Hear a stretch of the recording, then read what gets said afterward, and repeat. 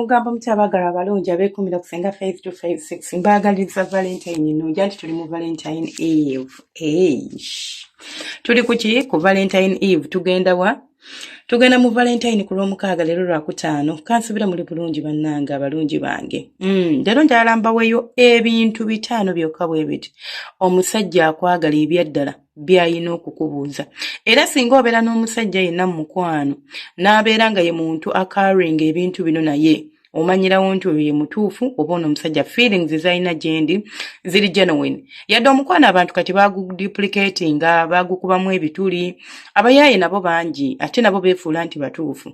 Naye waliwo obuntu obutinitini obwo ng'omuntu tasobola bufeekinga paka lubeerera kubanga tekiba mu ye. It is not his character. Ekisookera ddala omusajja akubuuza ebirooto byo. What are your dreams? What are your goals in life?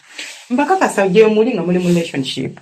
Naye ng'oli mu mukwano n'omuntu naye nga tatwalangako yadde obudde obutini nnyo mu bulamu bwe akubuuze ti munnange mukyala wange Sarah, girlfriend wange Jenny, biki by'oluubirira mu bulamu, biki by'oyagala? And it's not only about asking you, but they are ready to help you achieve your dreams. Oba otya. For example, niza okubeera nga sigenda nabagamba omuntu okuyambako okutuukiriza ebirooto byo tikyetaaga kuwa ssente kubanga alinza okuba taziyina. Naye nga byagenda okukolera maybe nja kuyambako wali na wano, nja kugenda noonya ekifo, nja kugamba nti nja kuwabula, nja kuwa amagezi, nja kunoonyeza akatale. Bino byonna muntu aba akuyamba. Kiringamu abantu abakola bizinesi zammwe n'okola bizinesi n'omukyalawo nga talina ssente ze yateekawo naye nga ye muntu eyatandika naawe ng'akola nga tomusasula. Yali akola mu bizinesi nga tomusasula. Ye muntu eyatandika naawe ng'anoonya akatale ku media, tava ku social media postinga buli lunaku anoonya bakasitoma. Bizinesi n'ekola n'olyokowooza teyateekako yadde n'ekikumi, tewali kye yakuyamba. Ekyo kiba kikyamu. Akomadde empisawo kayisi. Bw'ofunanga omusajja mu nsi muno, omusajja oyo nga ye muntu ali willing okulaba nti you grow kubanga abasajja abasinga balina ego bwe batyo batondebwa. Abasajja baagala nnyo okuwulira nti bali waggulu waffe. Kati bw'abanga alaba nti ate akupushinge busimanyi otuukiriza ebirooto byo obeere ng'ofuna ssente ofuuke wakabi, ekyo ekintu kizibu nnyo kisanga mu musajja okuggyako ng'akwagalira ddala kubanga omusajja akwagalira ddala akimanyi nti woonaaba ofunye ssente yiye ejja kufuuka yiye. Ne bw'enaaba nga tefuuse yiye ogenda kuba omuwuddeko omugugu. Tagenda kuwaza nviiri, tagenda kuwaza maama ng'azisabye, tagenda kuwaza taata ng'alwadde. Amanyi nti ebyo jja byemalira kubanga oba okola. Omwana wanaaba ayagala ekyokuzannyisa togenda mugamba nti gundi ayagala kyakuzannyisa ekyo osobola okigula waba kikusabye. Omwana wanaaba ayagalayo peeni osobola omuwa 2 n'agenda n'agula peeni. Tegenda kubeera nga naye eva mu nsawo ye.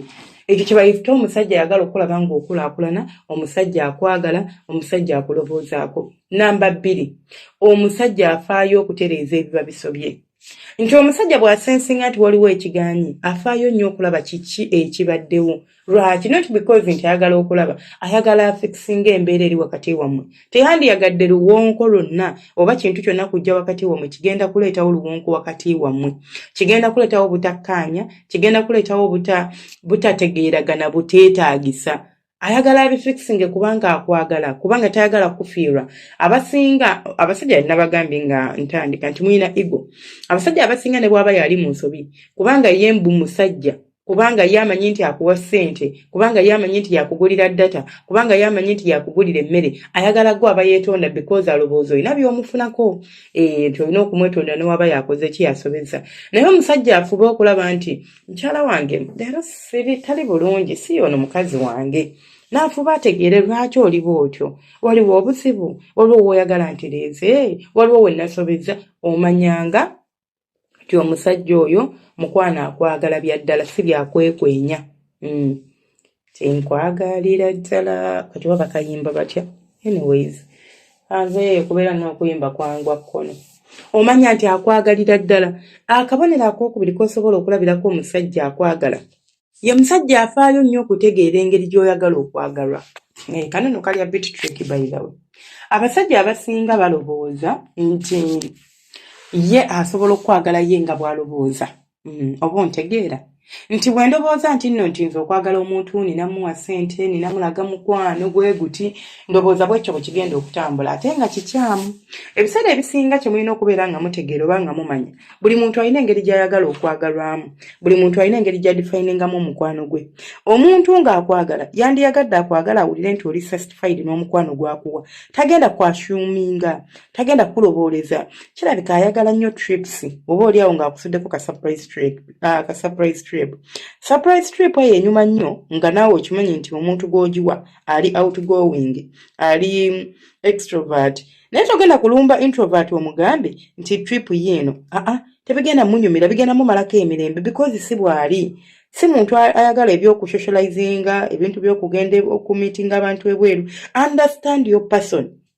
Kati omusajja yenna yenaafuba okutegeera kiki oyagala munnange mu mukwano, oyagala nkwagale ntya, biki by'onyumirwa bye nsobola okukolera, biki by'otayagala nkole. Ye muntu atayagala kulumya, ky'ova olaba abuuza aleme kubeera ng'akuleetera okuwulira obubi.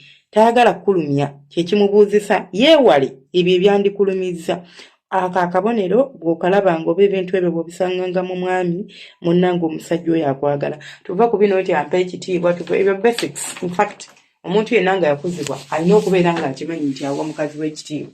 Kujjako nga naawe tewakuzibwa weekulira muwawa. Naye oba wakuzibwa tekikwetaagisa kukusomesa nti omuntu gw'oba owasizza aba mukulu munno olina okumuwa ekitiibwa bwe kiba nga bwe gutyo bwe guli. Then ekirala ky'olina okubeera ng'otegeera oba ekirala ky'olina okubeera ng'omanya, singa Katonda akuyamba n'akuwa omusajja awuliriza ebigambo by'omusajja akwebuuzaako, oyo omusajja bw'omufunanga in fact tota mwana wange nyweza bunyweza, tota tomuzanyisa.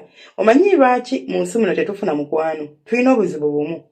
Ofuna omuntu ng'akwagala ng'akuwa by'oyagala mu mutwe gwo n'olowooza nti ojja kufunayo asinga oyo, n'osigala ng'onoonya oyo asinga gw'otalifuna kubanga teri asinga. Oyo gw'oba ofunye gw'olabyemu ebyo yaba owuwo. Tomujaajaamya, tolowooza nti ojja kufunayo asinga oyo. Olinza okufuna amusinga naye ng'ate byamusinga si birungi. Olinza okufuna atamusinga ate olinza obutaddamu nafuna muntu afaanana ng'oyo. So bw'ofunanga omusajjawo nga ye musajja ajja n'akwebuuzaako n'agamba maama naaki, oba n'agamba Rose wange, oba n'agamba gundi badde mpulaninga kukola kino eno, ne bw'aba ng'amagezi g'omuwadde tagagendeddeeko, the mere fact that yazze n'ambuuza kitegeeza yandoboozezaako nga patana we, yandoboozezaako ng'omuntu gw'asobola okwesigamako. Si muntu atakubuuza bwe bisoba n'alyoka ajja n'agamba kati munnange neetaaga obuyambi bwe, n'otamuyamba n'anyiiga n'obuuza wali obitandika wanneebuuzaako oba nedda. So omusajja akwebuuzaako ne bw'aba akwebuuzizaako n'atatwala magezi go, oyo omusajja is someone you should keep or fight for. Tomuzannyisa, aba akwagala. Kubanga omusajja wabanga togenda muwa ssente lwaki aba akwebuuzaako? Okujjako kubanga akwagala, kale mbuulira lwaki nzija nkubuulira pulaani zange nga sina kye ngenda kufunako, sina kye nkwagaza. Abasajja olaba muli mu bufumbo n'abakyala, omusajja n'akola ebintu nga mukazi we tabimanyi nako, n'otuuka okuva mu bulamu bw'ensi ng'abantu bawali obiraga emikwano gyo ebyo ne babiiri abaana bo ne basigalawo nga bawankawanga kubanga wali okukuta nnyo.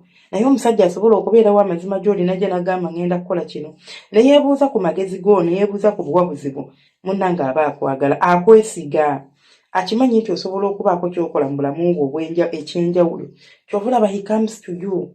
Munnange akantu ng'ako oba ekintu ng'ekyo bw'obanga okifunye kivaluwinge, kwatanyweza, tosuula, toyuugaayuga, manya nti oyo omusajja is someone you should be keeping.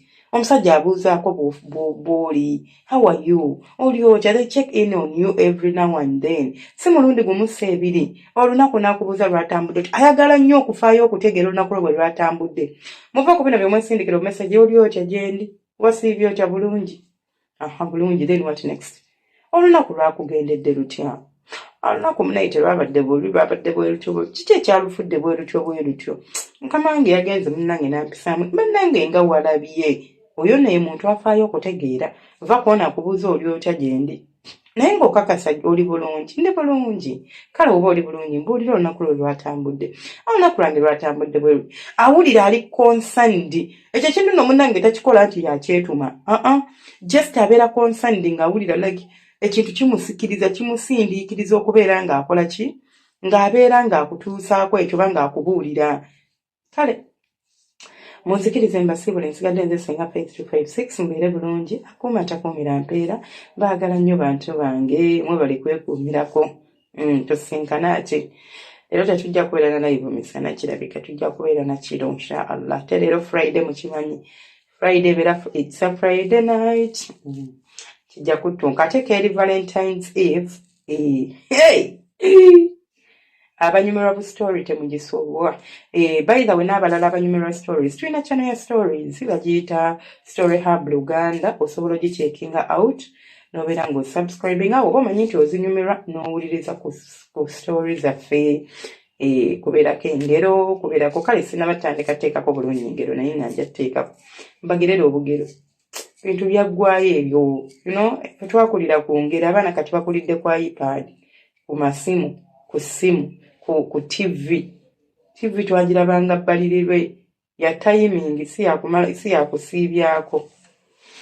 Kale bantu bange abalungi baagala nnyo mbeere bulungi temujjanga okwo.